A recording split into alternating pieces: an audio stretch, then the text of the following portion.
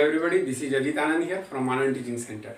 हम लोग chemical reaction और इक्वेशंस देख रहे थे। आज वीडियो नंबर 3 है। वीडियो नंबर 2 में हम लोग classification of different types of chemical reactions देखे थे। आज उसी का हम लोग एक देख रहे हैं on the basis of heat energy changes में हम लोग देखे थे एक्सोथर्मिक और एंडोथर्मिक। आज हम लोग देख लेंगे एक्सोथर्मिक रिएक्शन किसको कहते हैं। तो एक वैसा केमिकल रिएक्शन लिखेंगे। मेरा ख्याल है कि आप लोग मेरे साथ कॉपी भी करते रहेंगे। Chemical reactions in which liberated heat energy is more than absorbed heat energy. एक ऐसा केमिकल रिएक्शन होता है जिसमें लिबरेटेड हीट एनर्जी वो क्या होता है, आप बी लिख सकते हैं, ज़्यादा अच्छा लगेगा। Be more than absorb heat energy. Absorb heat energy से अगर ज़्यादा होता है लिबरेटेड हीट एनर्जी तो उसको हम लोग क्या बोलते हैं, exothermic.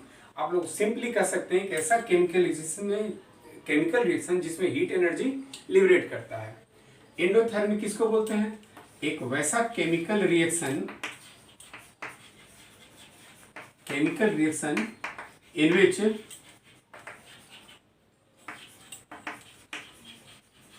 liberated heat energy be less than absorbed heat energy। इसको हम लोग क्या कहते हैं, एंडोथर्मिक रिएक्शन। इसका ग्राफिकल रिप्रेजेंटेशन होता है। तो चलिए इसका हम लोग ग्राफिकल रिप्रेजेंटेशन देख लेते हैं। इसमें भी हम लोग ग्राफिकल देखेंगे।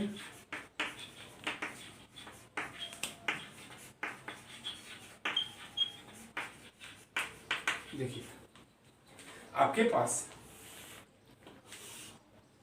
ये हमने ले लिया एक्स एक्सिस, ये हमारा ओरिजिन है, ये हमारा वाई एक्सिस है। इस केस में किसी रिएक्शन के लिए यहाँ पे अगर हम लोग थोड़ी देर के लिए ले लेते हैं टाइम, और यहाँ पे हम लोग ले लेते हैं एनर्जी ई के फॉर्म में। तो इसमें क्या होता है कि हर एक सब्सटेंस का अपना एक इंटरनल एनर्जी होता है। हमने सब्सटेंस को हीट देना शुरू किया, समय के साथ उसका टेम्परेचर बढ़ते गया। एक समय ऐसा आया कि यहाँ पे वो रिएक्शन कर लिया। तो जिस टेम्परेचर पर वो रिएक्शन कर लिया उसको हम लोग बोलेंगे ऑप्टिमम टेम्परेचर। इस फेज को हम लोग कहते हैं एक्साइटेड स्टेट। फिर वो हीट देना वो शुरू कर दिया। तो ये मेरा फेज अगर E1 है, यहाँ से ये फेज मेरा E2 है, और इस फेज को हम लोग समझते हैं E3 है। तो देखिए हीट गेन्ड, हीट रिलीज्ड। तो यहाँ पे अगर बोला जाए हीट गेन कितना किया तो E2 minus E1, heat release कितना किया तो हमारे पास आएगा E2 माइनस E3। लेकिन इसको हम लोग लिखेंगे मोड में। तो यहाँ पे अगर हम लोग समझें, अगर दिख पा रहा है तो ठीक है। तो यहाँ हम लोग लिखेंगे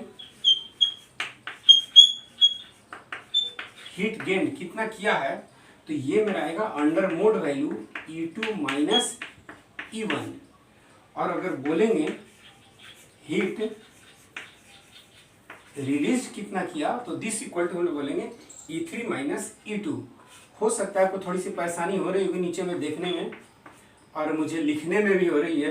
तो E2 माइनस E3 और ये मोड वैल्यू है। फिलहाल हम लोग देखेंगे कि ये जो डिस्टेंस है, ये डिस्टेंस है, ये ज़्यादा है। ये बस समझ लीजिए कि ये इतना लिया है और इतना दिया है। तो इसमें liberated heat energy is more than absorbed heat energy. ये हमारा ग्राफिकल रिप्रेजेंटेशन था। ये मेरा E2 यहाँ E3 के सामने हमने E3 रख दिया। आइए ग्राफिकल रिप्रेजेंटेशन देख लेते हैं जरा एंडोथर्मिक रिएक्शन का क्या होता है। ये हमारा एक्स एक्सिस है, ये वाई एक्सिस है। इस पर हम लोग एनर्जी लेंगे। ये मेरा ओरिजिन है और इस पर हमने ले लिया टाइम। इसमें क्या होता है कि ये ऐसे गया और ये ऐसे आया और यहाँ पे हमने कर दिया। इस दोनों का कंपैरिजन अभी हम लोग करेंगे। ये मेरा है E1, ये है मेरा E2 और ये मेरा E3। E3 का मतलब थर्ड एनर्जी का हिसाब किताब में। तो देखिए ग्राफ से समझते हैं जरा। E1 अपना सब्सटेंस था, इसको हीट देना शुरू किए, करते करते गए यहाँ तक गया, ये लिया और ये रिलीज कम किया है, गेन ज़्यादा किया है। तो इस फेज में अगर हम लोग देखेंगे तो हमारे पास अगर लिखेंगे हीट गेन, तो हीट गेन हम लोग कितना लिखेंगे E2 माइनस E1 अंडर मोल E2 माइनस E1। अगर बोलेंगे हम लोग heat released, this equal to क्या लिखेंगे E2 minus E3, E2 minus E3। आइए कंपैरिजन करेंगे तो हम लोग देखेंगे। चलिए मान लेते हैं यहाँ पे कार्बन है और यहाँ पे ऑक्सीजन है, दो मेरे रिएक्टेंट्स हैं। इस जगह पे आया कार्बन प्लस ऑक्सीजन रिएक्शन करके बनाएगा कार्बन डाइऑक्साइड, अब प्लस हम लोग क्या लिखते हैं हीट। तो C+O2 यहाँ रिएक्शन कर गया। रिएक्शन जिस टेम्परेचर पर किया याद रखेंगे उसको ऑप्टिमम टेम्परेचर कहते हैं, या फिर इस स्टेट को हम लोग एक्साइटेड स्टेट कहते हैं। और ये रिएक्शन करने के बाद यहाँ जो मेरा प्रोडक्ट दिया वो CO2 है, कार्बन डाइऑक्साइड है, और यहाँ ये रिलीज कर दिया। एक एग्जाम्पल हुआ। दूसरा एग्जाम्पल अगर हम लोग यहाँ ले लें तो यहाँ मेरे पास थोड़ा जगह कम है, फिर भी कोशिश करते हैं। A प्लस बी लिया, यहाँ पे A प्लस बी रिएक्शन दिया और यहाँ पे हमारा बना दिया AB। जगह कम के अनुसार से चलिए एक एग्जाम्पल ले लेते हैं। एक जगह पर आप अगर ले लेते हैं बेरियम हाइड्रोक्साइड BaOH का होल 2, और B के जगह पर हम लोग ले लेते हैं NH4Cl अमोनियम क्लोराइड। इस दोनों के बीच का जो रिएक्शन होता है वो एंडोथर्मिक होता है। कभी कभी ऐसा भी हो जाता है कि इसका टेम्परेचर -10 से -20 डिग्री सेल्सियस तक ये डाउन हो जाता है। अभी तो मेरे पास ये है नहीं आपके सामने में। जब क्लासेस खुलेंगे, अभी कोरोना के चलते तो सारा बंद है, जब क्लासेस खुलेंगे तो हम आपको अपने लैब में ले जाएंगे और ये प्रैक्टिकल करके दिखाएंगे ताकि आप देख पाएँ कि इसका थर्मोमीटर का टेम्परेचर किस हद तक नीचे गिर रहा है। अभी कुछ और एग्जांपल्स हम लोग देख लेते हैं एक्सोथर्मिक और एंडोथर्मिक रिएक्शंस के। चलिए हम कुछ एग्जांपल देख लेते हैं एक्सोथर्मिक रिएक्शन का। तो चलिए यहाँ पे देखें, ये हमारा कार्बन है, ऑक्सीजन के प्रेजेंस में जब हम लोग इसको जलाएंगे,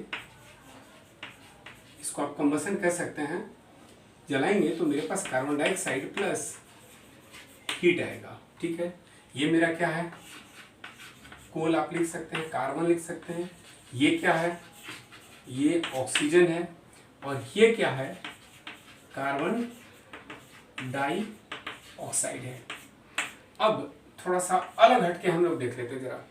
याद है कि जब हम लोग इसके दूसरे वीडियो में हम लोग जो क्लासिफिकेशन कर रहे थे तो हमने क्या बताया था, बहुत सारे रिएक्शंस को तो हम लोग छोड़ने वाले हैं, लेकिन भले ही आज हम लोग क्लासीफाई नहीं कर पाए, उसको डिटेल नहीं कर पाए, लेकिन चलिए हम आपको पहचान करवाते हैं कि केमिकल रिएक्शन को कितने तरीके से हम लोग रिप्रेजेंट कर सकते हैं। तो ये रिएक्शंस आपके सामने है, तो अब बात मेरी सुनिएगा और अगर पॉसिबल हो तो कॉपी पे नोट डाउन भी कीजिएगा कि क्या है। कार्बन कोयला ये सॉलिड है, ऑक्सीजन ये गैस है, और कार्बन डाइऑक्साइड ये एक गैस है। तो अगर हम लोग सिस्टम के आधार पर केमिकल रिएक्शंस को बांट दें, सिस्टम के आधार पर, जो कि हमने उस दिन नहीं लिखा, तो इस तरीके से केमिकल रिएक्शन दो तरह के होते हैं। एक होता है हमारा होमोजीनियस और दूसरा होता है हमारा हेट्रोजीनियस। तो होमोजीनियस और हेट्रोजीनियस को हम लोग समझते हैं जरा क्या है। एक ऐसा केमिकल रिएक्शन जिसमें, याद रखना, एक ऐसा केमिकल रिएक्शन जिसमें रिएक्टेंट से लेकर के प्रोडक्ट तक सारे के सारे सेम फिजिकल स्टेट में होते हैं तो हम लोग बोलेंगे होमोजीनियस। अगर सारे के सारे सेम फिजिकल स्टेट में नहीं हो तो हम लोग बोलेंगे हेट्रोजीनियस। हम लोग ऐसा नहीं कर सकते कि सारे डिफरेंट फिजिकल स्टेट में हो, डिफरेंट नहीं है, सारे सेम फिजिकल स्टेट में नहीं हो। तो तो फिलहाल ये सॉलिड है, ये गैस है और ये गैस है, सारे के सारे सेम फिजिकल स्टेट में है नहीं है। तो अगर हम लोग बोलेंगे on the basis of system this is a heterogeneous reaction. आगे हम लोग जनरल फॉर्म में जब पढ़ेंगे कॉम्बिनेशन, तो इस रिएक्शन को फिर लेके जाएंगे जब एक से ज्यादा सब्सटेंस कंबाइन करके एक सिंगल सब्सटेंस देता है, यानी कि इधर एक से ज्यादा इधर एक है, तो this is a type of combination. Heat छोड़ दिया इसलिए एक्सोथर्मी। तो ये आप समझ लिए होंगे कि कितने सारे एग्जांपल के हम ये कितने सारे रिएक्शंस के एग्जांपल में जा सकता है। एक और देखते हैं दूसरा। ये हमारे पास है N2 प्लस 3H2, ये बहुत फेमस रिएक्शन है। यहाँ पे हमने दे दिया FeAl2O3, यहाँ पे टेम्परेचर जो है हमने मेंटेन कर दिया 450 से 550 डिग्री सेल्सियस तक, प्रेशर मेंटेन कर दिया 250 एटमॉस्फेरिक प्रेशर से 350 एटमॉस्फेरिक प्रेशर तक, और ये हमारे पास बनाएगा 2NH3 अगर इसको बैलेंस कर पाए तो, और प्लस क्या है हीट। मोस्टली एक चीज आप ध्यान में रखेंगे कि हमने हेडिंग पे डाल दिया एक्सोथर्मिक रिएक्शन, और हमको देखना है ये रिएक्शन कैसा है। तो एग्जांपल तो आपको भर दिया। हमारे पास यहाँ क्या दिख रहा है नाइट्रोजन, हमारे पास ये क्या दिख रहा है हाइड्रोजन, हमारे पास ये क्या दिख रहा है अमोनिया। इस वीडियो को थोड़ा ध्यान से देखेंगे, समझने के लिए हमारे पास बहुत कुछ है। तो पहले तो इसको और इसको कंपेयर करेंगे। ये वन साइडेड एरो मार्क है, यानी कि कार्बन डाइऑक्साइड को वापस कार्बन और ऑक्सीजन में नहीं ला सकते हैं। तो फिर से अगर हम लोग क्लासीफाई करें तो ये बता देगा ये इरिवर्सिबल है, नीचे वाले को देख करके बता देंगे ये रिवर्सिबल है। हीट लिबरेट हो रहा है इसलिए आप बता देंगे कि एक्सोथर्मिक रिएक्शन है। लेकिन नाइट्रोजन क्या है गैस है, हाइड्रोजन क्या है गैस है, अमोनिया क्या है गैस है। तो on the basis of system ये किस तरह का केमिकल रिएक्शन आएगा, ये आएगा मेरा होमोजीनियस, ये वाला जाएगा हेट्रोजीनियस, और ये रिएक्शन जो हो जाएगा वो हो जाएगा मेरा होमोजीनियस सिस्टम का रिएक्शन। तो एक सिंगल एग्जांपल एक्सोथर्मिक है, रिवर्सिबल है, कैटालिस्ट की जरूरत है इसलिए कैटालिटिक है। रिवर्सिबल रिएक्शन क्लोज सिस्टम के होते हैं, और सिस्टम के हिसाब से हमारे पास क्या कहलाएगा ये होमोजीनियस। चलिए एक और एग्जांपल हम लोग देख लेते हैं। तीसरा जो एग्जांपल देखेंगे इसको हम लोग प्रैक्टिकल करके देखेंगे, और इसके लिए हम आपके लिए प्रैक्टिकल का वीडियो भी बना देंगे। और ये चीज हमारे पास है, जैसे लिया आयरन प्लस कॉपर सल्फेट, ये मेरा बना देगा ferrous sulphate plus Cu plus heat. अब इस रिएक्शंस को हमने स्टार मार दिया, इसके लिए हम आपको प्रैक्टिकल करके दिखाएंगे और वीडियो लेकर के आएंगे। तो आयरन मेरा कैसा है सॉलिड, कॉपर सल्फेट को एक्वस पानी में घोले तो हम लोग बताएंगे एक्वस सॉल्यूशन है। फेरस सल्फेट मेरा कैसा है एक्वस सॉल्यूशन है। कॉपर हमारे पास डिपॉजिट कर जाएगा आयरन नेल्स पे, तो ये मेरा आ जाएगा सॉलिड, और हीट लिबरेट हुआ। तो देखिए जरा, कॉपर सल्फेट का रंग कैसा है ब्लू, और फेरस सल्फेट का रंग कैसा होता है ग्रीन। तो चेंज ऑफ कलर भी था, सबसे पहला दिन का हिसाब आप याद रहा होगा। तो इस तरीके से मेरा आयरन है, copper sulphate, ferrous sulphate, copper है, इसमें भी मेरा हीट रिलीज होगा। तो ये जो रिएक्शंस आपके सामने दिख रहे हैं ये सब के सब कैसे एग्जाम्पल हैं एक्सोथर्मिक के हिसाब से एग्जाम्पल हैं। हम लोग एक एग्जाम्पल और देखते हैं जो हमारा एंडोथर्मिक रिएक्शन। चलिए कुछ और एग्जाम्पल हम लोग देख लेते हैं। अब ये एंडोथर्मिक रिएक्शंस के, तो पहला एग्जाम्पल हमने उठाया, ये मेरा carbon dioxide 2CO minus heat. जब हम लोग हीट लिखते हैं इसका मतलब यहाँ हीट एब्जॉर्ब हुआ है, ठीक है। दूसरा हम लोग एग्जाम्पल लेते हैं, ये आपके पास हो गया, थोड़ा सा फिर से आप एनालिसिस कर रहे हैं। ये सॉलिड है, ये गैस है, और ये आपका गैस है। तो देख के आप बता सकते हैं ये होमोजीनियस है कि हेट्रोजीनियस है, हेट्रोजीनियस है, सारे के सारे सेम फिजिकल स्टेट में नहीं है। तो इस चीज को हम लोग बोलेंगे हेट्रोजीनियस। रिवर्सिबल है कि इरिवर्सिबल है, ये इरिवर्सिबल है, हीट एब्जॉर्ब किया है इसलिए एंडोथर्मिक है।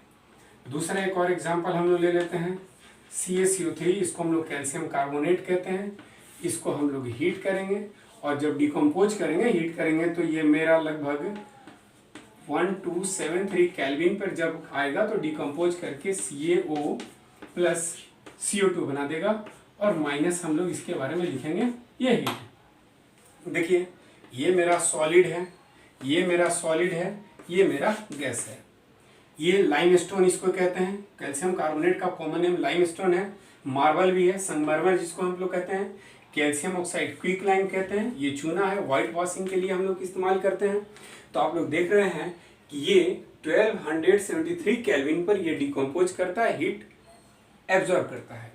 लेकिन फिलहाल इसके बारे में थोड़ा सा और देख लें। अगर हम लोग ऐसा लिख दें कि 1273 केल्विन से अगर ज़्यादा हो जाएगा तो फिर ये कंबाइन कर लेगा, लेकिन हम लोग इसके बारे में अभी चर्चा नहीं करेंगे। हम लोग बस ये समझेंगे कैल्शियम कार्बोनेट डिकम्पोज होता है, ये एक एंडोथर्मिक रिएक्शन का एग्जाम्पल है।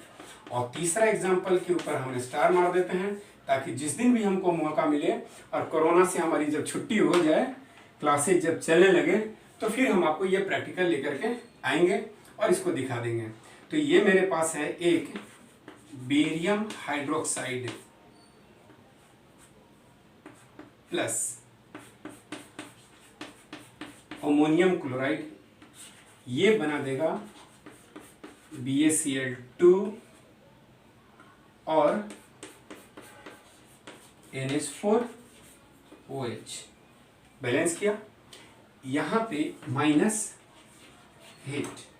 ठीक है, तो ये जो रिएक्शन आपके सामने तीनों रिएक्शन हम लोग देखें, ये हमारा जो रिएक्शन है ये तीनों एग्जाम्पल एंडोथर्मिक रिएक्शन का है।